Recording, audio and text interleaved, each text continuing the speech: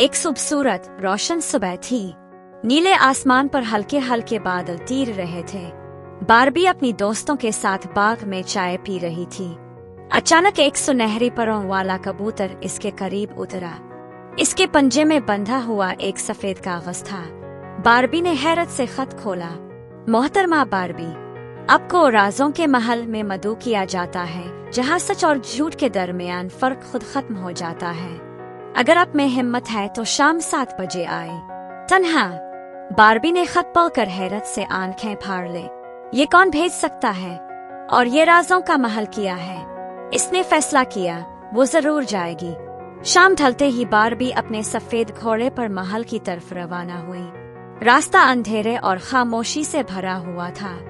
आखिरकार वो एक पुराने टूटे फूटे दरवाजे पर पहुंची जिस पर लिखा था, अंदर आओ मगर वापसी यकीनी नहीं। बारबी ने हिम्मत की, दरवाजा खोला और अंदर चली गई। महल के अंदर सब कुछ अजीब था। कमरे हरकत करते थे, दीवारों से सरगोशियां आती थी और एक आईना खुद से हंसता था।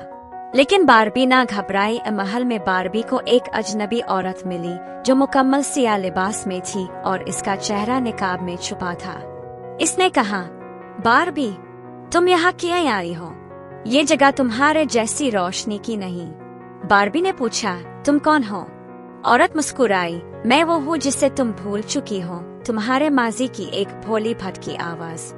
बारबी को एकदम झटका लगा। क्या ये कोई पुराना दुश्मन है? शायद इसकी खोई हुई यादें। महल में कुछ तो अजीब हो रहा था और महल के वस्त में एक जादुई आईना था। बारबी जैसे ही इसके करीब गई, इसका अक्स कुछ और ही दिखा रहा था। एक बारबी जो जालिम लग रही थी, आंखों में सुर्खी और चेहरे पर गुरूर। अचानक वो अक्स बोलने लगा, तुम मुझसे बच नहीं सकती क्योंकि मैं तुम हूँ, तुम्हारी वो शक्ल जो तुमने कभी तस्लीम नहीं की। बारबी ने आंखें बंद की, दिल की गहराइयों में झांका और कहा, मैं अपनी कमजोरियों को मानती हूँ मगर वो मुझे नहीं चलाते। आईना टूट गया और इसके साथ ही महल की दीवारें कांपने लगे।